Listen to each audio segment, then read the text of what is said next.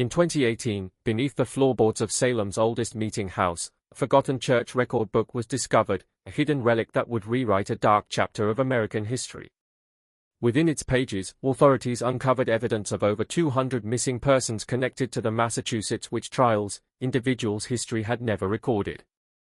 These names, meticulously documented in the private ledger of Salem's most powerful family, revealed not just execution dates and property valuations, but also chilling notations like, "acquisition complete," inscribed beside each victim.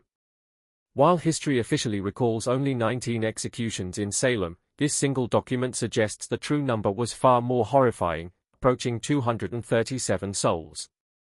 Most of these victims were systematically erased from the public record through strategic and deliberate record-keeping.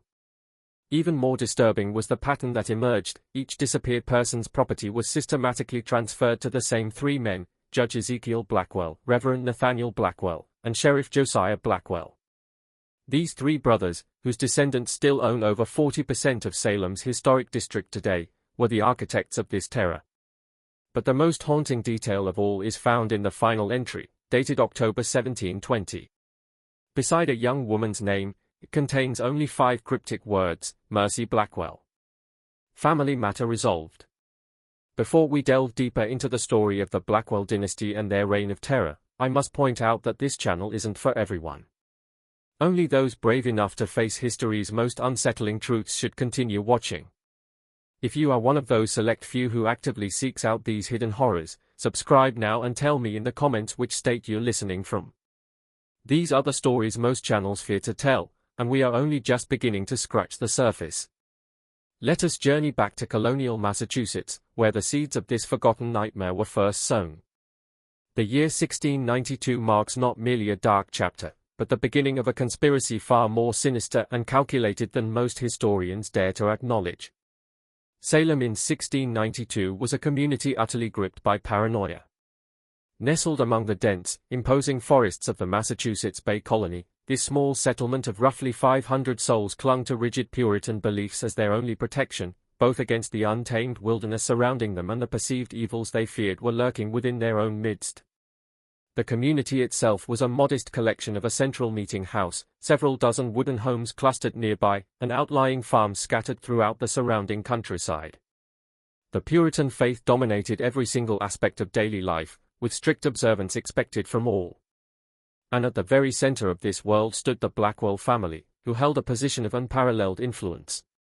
Their stately 2-story home stood directly across from the meeting house, its glass windows, a rare and telling luxury, gleaming in the afternoon sun. Judge Ezekiel Blackwell, the eldest brother at 46, commanded the local court with an authority that was considered absolute. His deep-set eyes missed nothing, and his judgments were treated as final as scripture itself. Despite his comfortable means, he maintained the appearance of Puritan humility, always dressed in simple black attire, even as he was secretly amassing immense influence. Reverend Nathaniel Blackwell, 2 years his junior, delivered fire and brimstone sermons each Sunday that left the entire congregation trembling. His voice, a powerful instrument, could shift from a conspiratorial whisper to a thunderous roar that seemed to shake the very rafters of the meeting house. With his gaunt frame and intensely piercing gaze, many in the village believed he could see directly into a person's soul, detecting the slightest impurity or sin. Sheriff Josiah Blackwell, the youngest brother at 41, was the enforcer of the laws his brothers established and interpreted. A powerfully built man with a seemingly perpetual frown, he was never without his distinctive carved walking stick, a weapon that many claimed had broken more bones than any other in all of Essex County. Together, this triad of brothers controlled every facet of Salem's existence, its governance, its spiritual guidance, and its law enforcement. Yet Salem was changing in ways that threatened their dominance. New merchants were establishing businesses, creating unwelcome competition for the Blackwells' trading interests. Families like the Putnams and the Proctors were gradually gaining influence, challenging the brothers' iron grip on the community. Something needed to be done to consolidate their power, and the first, faint whispers of witchcraft provided the perfect opportunity. The winter of 1691 to 1692 had been unusually brutal and unforgiving. Food stores ran dangerously low, illness spread through the cramped, cold households, and tension simmered as families struggled merely to survive until spring. In the Reverend Blackwell's home, his 16-year-old niece, Mercy, observed the growing anxiety with quiet, intelligent concern. The daughter of Ezekiel, she had been raised in her uncle's home after her mother's tragic death in childbirth, and she had received an education most unusual for a young woman of her time. Mercy could read and write not only English, but also some Latin, skills she employed in keeping records for her uncle's church. With her copper-colored hair, always carefully covered by her cap, as Puritan modesty demanded, and her thoughtful, perceptive grey eyes, Mercy moved through Salem like a quiet shadow, observing much but speaking very little. She dutifully recorded baptisms, marriages, and deaths in the main church ledger, never initially questioning why her uncle sometimes instructed her to make certain entries in a separate, smaller book that he kept locked in his personal desk. At night, she would often hear her father and uncles talking in hushed, urgent tones in her uncle's study, their voices occasionally rising in what sounded like excited planning before abruptly falling silent whenever anyone approached. On a bitter February evening, as Mercy carried firewood to her uncle's study, she paused outside the door, hearing her father's voice raised in unusual animation. "The Porter widow's land adjoins the river access we need," Ezekiel was saying. "With her husband gone, she'll never maintain it properly." "She refused to sell to me twice now," replied Josiah, his deep voice tinged with clear frustration. "Perhaps," interjected Nathaniel, his tone measured and chillingly cold, "the widow Porter might soon face troubles of a different nature. I've heard disturbing reports of strange behavior. Times like these require our utmost vigilance against the devil's influence." A chill that had nothing to do with the winter cold ran down Mercy's spine as her uncle's laughter mingled together in the study. 2 weeks later, when the first accusations of witchcraft erupted in Salem village, Mercy couldn't help but remember that conversation and wonder at the terrible coincidence. The accusation spread like wildfire through the dry kindling of Salem's fears. Young girls were seen writhing on the meeting house floor, claiming to be tormented by invisible specters. Respectable wives were suddenly named as consorts of Satan. Farmers were accused of blighting crops and killing livestock. And at the very center of the storm stood the Blackwell brothers, Ezekiel solemnly presiding over hasty, predetermined trials, Nathaniel providing the theological justification for the proceedings, and Josiah dragging the accused from their homes in the dead of night. What began with just 3 accused witches in February had swelled to dozens by May. The local jail overflowed with frightened prisoners awaiting their so-called trials. The community fractured irrevocably as neighbor turned against neighbor. Old grudges were suddenly recast as evidence of malefic influence. Through it all, Mercy dutifully recorded names in her uncle's private ledger, never at first questioning why so many of the accused owned property that her father had previously expressed a keen interest in acquiring. When the widow Porter was arrested on a rainy April night, her screams echoing through the village as Josiah and his deputies dragged her from her home, Mercy finally began to understand the terrible pattern unfolding before her. The next morning, she overheard her father and uncles dispassionately discussing how her property would need to be managed during her imprisonment. Within a week, the widow's prime riverside land had been purchased by Ezekiel at a mere fraction of its true value, ostensibly to pay for her care while she was imprisoned. As spring turned to summer, the public executions began. The first to die was Bridget Bishop, hanged on June 10 at what would later be called Gallows Hill. Mercy watched from a distance as the woman's body swung from the branch of a great oak, her uncle Nathaniel's voice rising in a prayer for the soul of the condemned witch. That night, unable to sleep, Mercy slipped into her uncle's study and, with trembling hands, opened the locked drawer using a key she had secretly copied weeks earlier. In the dim, flickering light of a single candle, she opened the leather-bound ledger and began to read. What she discovered there turned her blood to ice.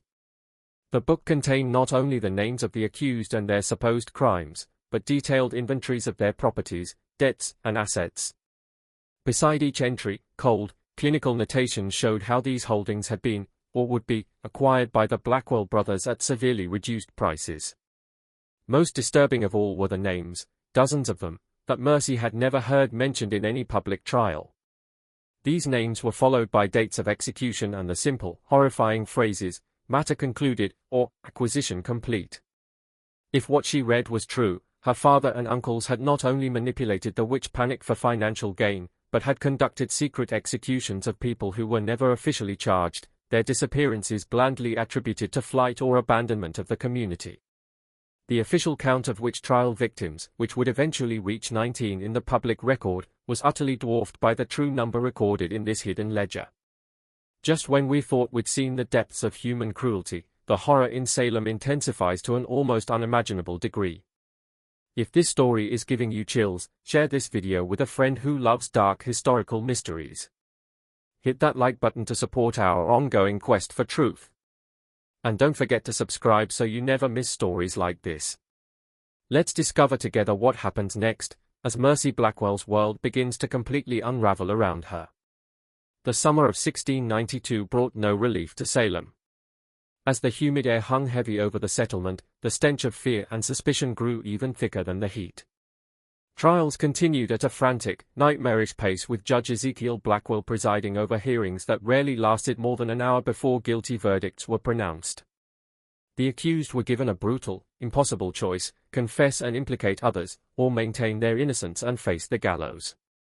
Mercy watched with mounting horror as more and more names filled the pages of her uncle's secret ledger. The pattern was now unmistakable: those who owned valuable property or had previously opposed Blackwell family interests were disproportionately targeted. Even more disturbing were the private examinations conducted in the basement of the Blackwell home, where Sheriff Josiah employed methods to extract confessions that left prisoners with broken fingers, dislocated joints, and sometimes injuries far, far worse. On a particularly oppressive July evening, Mercy was instructed to bring refreshments to her father and uncles in the basement. Descending the narrow stairs, the bitter, metallic smell of copper and sweat assaulted her senses before her eyes could even adjust to the gloom. In the dim lantern light, she discovered Goodman Thomas Putnam, a prosperous farmer who had repeatedly refused to sell his mill to Ezekiel, strapped to a chair, his face nearly unrecognizable from the beating he had endured. His fingers were splintered at unnatural angles where they had been systematically broken. "Ah, Mercy!" "Just in time," her father said with chilling casualness, taking the tray from her trembling hands. "Goodman Putnam has just remembered witnessing Goody Proctor communing with the devil. Isn't that fortunate?" Putnam's eyes, swollen nearly shut, found Mercy's across the room. "They made me say it," he whispered, each word a agony. "God forgive me. They made me say it." Sheriff Josiah's walking stick then cracked across Putnam's jaw with a sickening, brutal force. "The devil makes you say many things, Putnam. But now you speak God's truth, do you not?" Mercy fled upstairs, her heart pounding against her ribs like a trapped bird. That night, unable to sleep, she crept once more into her uncle's study and made careful copies of several pages from the secret ledger, hiding them beneath a loose floorboard in her bedroom. Whatever happened next, someone needed to preserve the truth of what the Blackwell brothers had done. As August arrived, a disturbing new development emerged in the public narrative. Several accused witches had reportedly managed to escape from the Salem jail, said to have fled into the wilderness rather than face trial. At least, that was the official account spread by Sheriff Josiah. But Mercy, who continued to secretly access her uncle's records, found a very different story recorded in the ledger. The names of these escaped prisoners appeared with notations like "questioned privately" and "disposed of, swamp burial." One entry particularly chilled her to the bone: Rachel Nurse, resistant to questioning. Eliminated quietly. Property transferred successfully. Family informed of escape to Rhode Island. The realization struck Mercy with the force of a physical blow. Her uncles and father were not merely manipulating the trials for financial gain. They were coldly murdering those who resisted their schemes and disposing of the bodies in secret. The official witch trial executions were merely the public face of a much larger, more sinister operation of elimination and theft. Determined to gather irrefutable evidence, Mercy began taking calculated risks. She volunteered to deliver food to the prisoners in the Salem jail, smuggling in small scraps of paper and charcoal so they could write down testimonies about their treatment. She quietly approached relatives of the so-called escaped prisoners, asking innocent-seeming questions about whether they had received any word from their missing loved ones. Most tellingly, she began creating her own parallel ledger, meticulously documenting the growing web of properties acquired by her family through the trials. By September, the Blackwell brothers had accumulated staggering holdings throughout Essex County. Judge Ezekiel now owned 3 mills, extensive farmland, and several key commercial buildings in Salem town. Reverend Nathaniel had acquired 2 rival churches' properties and the valuable land surrounding them. Sheriff Josiah controlled much of the riverside property, giving him effective command over all shipping access. Their collective wealth had multiplied exponentially in just 7 months. But opposition was finally beginning to stir. Cotton Mather, an influential minister from Boston, had written letters expressing deep concerns about the evidence being accepted in the Salem trials. Several prominent citizens had begun to publicly question the proceedings, particularly after respected community members like Rebecca Nurse and John Proctor were executed despite numerous character testimonies in their favor. Sensing the changing tide, the Blackwell brothers accelerated their efforts, growing desperate. The secret ledger now included a list of priority acquisitions, names of property owners yet to be accused, including some of the wealthiest and most influential families in the colony, whose downfall would cement Blackwell control over the region for generations. On a rain-soaked evening in late September, as Mercy was adding to her collection of evidence, a floorboard creaked behind her. Turning with a start, she found her cousin William, Sheriff Josiah's son, standing in the doorway of her bedroom, his eyes fixed on the damning documents spread across her bed. "I knew someone was accessing Father's study," he said quietly, his voice low. "I never imagined it would be you, Mercy." For a long moment, neither of them spoke, the silence heavy with tension. Then William stepped forward, closing the door softly behind him. "They'll kill you if they discover this," he whispered, gesturing toward her notes. Mercy straightened her back, preparing for the worst. "Will you tell them?" William hesitated, then shook his head slowly. "No. Because what they're doing is wrong. I've known it for months, but I was too afraid to speak." He sat heavily on the edge of her bed, the weight of his confession visible on his face. "Last week, I followed my father and 2 of his deputies into the woods north of town. They were dragging something, wrapped in canvas. I watched them." His voice broke. "I watched them bury Goodwife Foster in an unmarked grave. She didn't escape to Rhode Island, as they claimed." Mercy felt a surge of hope at finding an unexpected ally, but it was quickly tempered by a cold, sharp fear. "We need proof that others will believe. My word against my father's, or yours against your father's, won't be enough." "There's a meeting tomorrow night," William said after a long pause.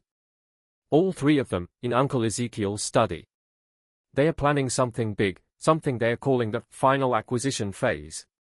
If we could somehow hear what they are planning." The following night, Mercy and William concealed themselves in the small, forgotten storage space adjacent to Judge Ezekiel's study, a narrow closet accessible through a panel they had carefully loosened earlier that day. Through the thin wall, they could hear the Blackwell brothers clearly as they gathered around the judge's desk. "The timing must be perfect," Ezekiel was saying, his quill scratching across parchment as he spoke. "When Governor Phipps returns from Boston next month, these trials may be restricted. We must secure the remaining properties before then." "The list is ambitious," Nathaniel observed. 17 families in 3 weeks. "Even with our efficient methods, that presents challenges." "We'll accelerate the private examinations," Josiah replied, his voice cold and businesslike. "Those who won't confess and implicate others need not reach the public gallows. The swamp has room enough." "What of the Corwin estate?" Ezekiel asked. "That's the prize that will establish our shipping monopoly." "I've already planted evidence at Corwin's home," Josiah said with grim satisfaction. "A poppet with pins, hidden beneath the floorboards of his kitchen. We'll discover it tomorrow during a search. By week's end, his properties will be ours." As the brothers continued detailing their ruthless plans, Mercy and William exchanged horrified glances in the darkness of their hiding place. The scale of the conspiracy was even greater than they had imagined, not a series of isolated acquisitions, but a systematic, comprehensive plan to seize control of the entire region's commerce and governance. When the meeting concluded, the cousins slipped away to the relative safety of the stable, where the stamping and snorting of the horses would mask their whispers. "We need to get this information to Governor Phipps directly," William insisted. "My father has men watching all the main roads, but I know trails through the forest." I could reach Boston in 2 days if I leave tonight. Mercy shook her head. They'd notice your absence immediately. I should go. They pay less attention to my comings and goings. It's too dangerous for you to travel alone. More dangerous to remain here, Mercy countered, her voice firm. Tomorrow they plan to search the Corwin home for that planted evidence. What if they decide to search our rooms as well? They'd find everything. After a heated but hushed debate, they reached a desperate compromise. William would create a diversion the following evening, something that would draw attention to the North Road, while Mercy would slip away south toward Boston with their entire collection of evidence. She would take her documentation, including the copied pages from the secret ledger, directly to Governor Fitz himself. The next day passed in excruciating slowness as Mercy made her careful, clandestine preparations, concealing the documents in the lining of her cloak and securing a small packet of food. As dusk finally approached, William departed on his errand, promising to start a small, controlled fire in an abandoned barn north of town, enough to draw attention but not endanger anyone. Mercy waited in her room, her heart thudding against her ribs, listening for the alarm that would signal her chance to escape. Her small travel sack was hidden beneath her bed. But as the church bell began to toll, signaling an emergency, her bedroom door suddenly burst open. Sheriff Josiah stood in the doorway, flanked by 2 of his most loyal deputies, his face a mask of cold fury. Mercy Blackwell, he intoned formally, you are hereby charged with witchcraft and conspiracy against godly authority.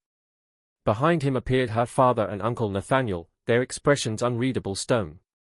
Search her room, Ezekiel ordered, his voice dripping with venom.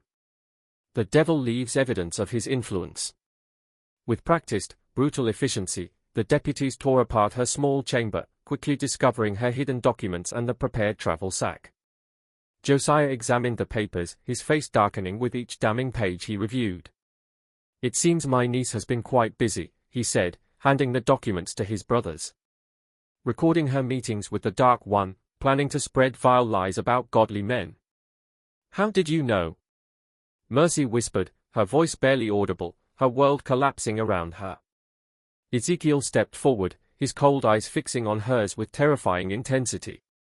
William has always been a loyal son. Did you truly believe he would betray his family for a foolish girl's fantasies? The betrayal struck Mercy with the force of a physical blow. She had trusted her cousin completely, never imagining he had been leading her directly into a trap. Take her to the special holding room, Nathaniel instructed, his voice devoid of all emotion. We'll begin her examination immediately. By morning, I expect she'll be eager to confess her sins and name her accomplices. As the deputies dragged her from the room, Mercy caught a final, devastating glimpse of William standing in the shadows of the hallway, his face a blank slate. Only the slight, almost imperceptible trembling of his hands betrayed any emotion as he watched his cousin being taken away to her fate. The special holding room was, in fact, the root cellar beneath the meeting house, a damp, windowless, earth-floored space where the Blackwells conducted their most private and brutal interrogations. As Mercy was roughly secured to a heavy wooden chair, the chilling realization dawned on her, her fate would likely never be recorded in any official proceeding of the Salem trials. Like so many others, she would simply vanish, becoming another nameless victim of her family's ruthless ambition, her disappearance just another unremarked mystery. Ezekiel entered alone, closing the heavy, reinforced door behind him with a final, ominous thud. In his hands, he carried the very leather-bound ledger that had started Mercy's investigation. I had such hopes for you, he said quietly, placing the book on a small, crude table. Intelligence and obedience, a rare combination.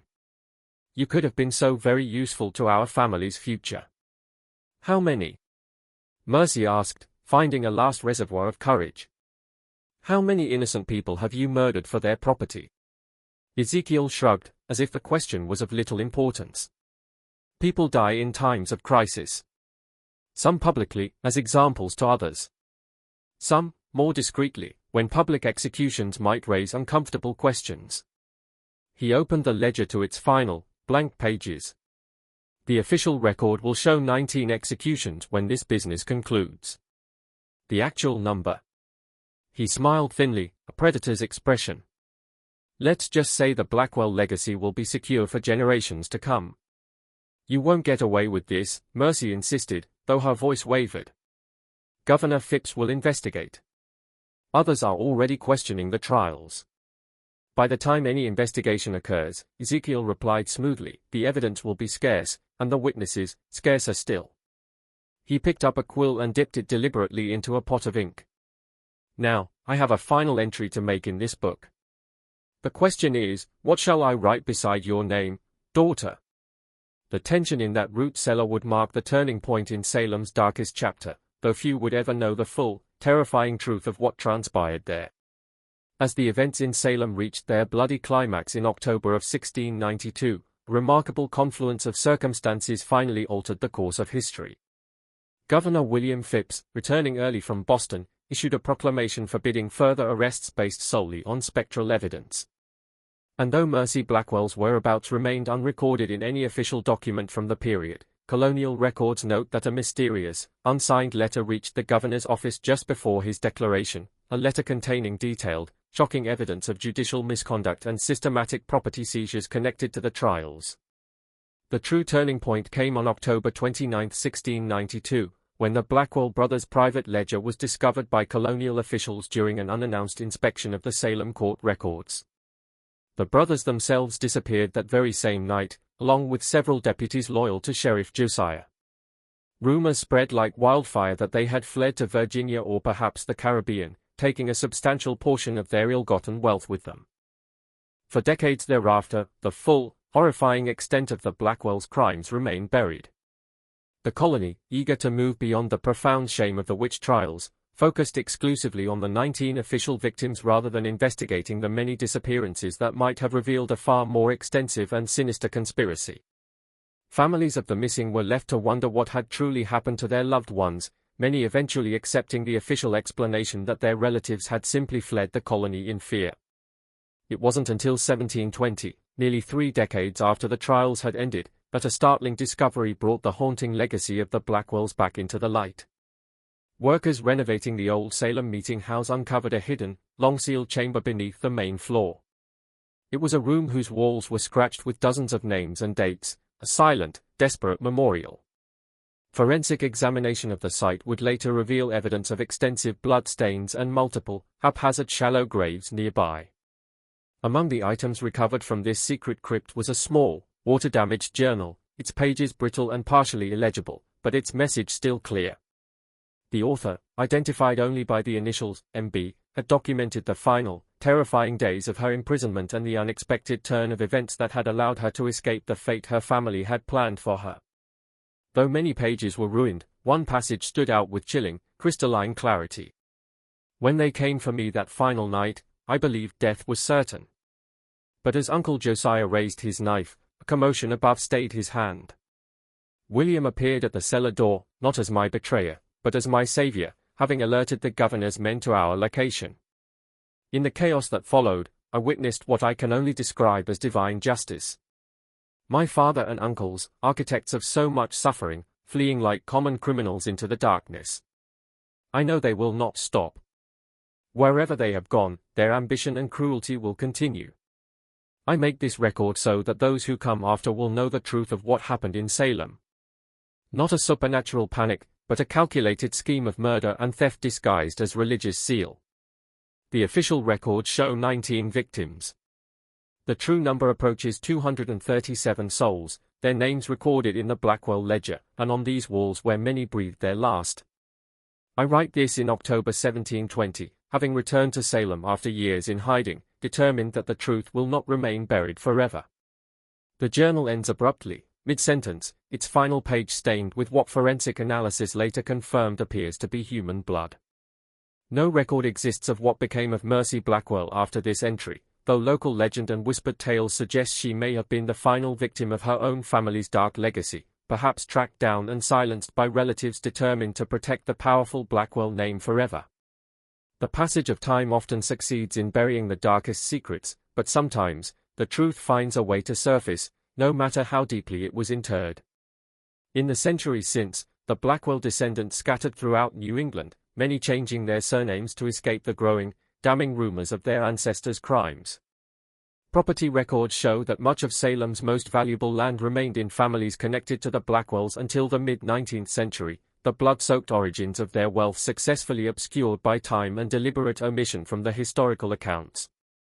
Perhaps most disturbing of all are the recent discoveries of letters dating from 1695 to 1730, which suggest that the Blackwell brothers established a new power base in the southern colonies, where they continued their ruthless practice of manipulating local justice for financial gain.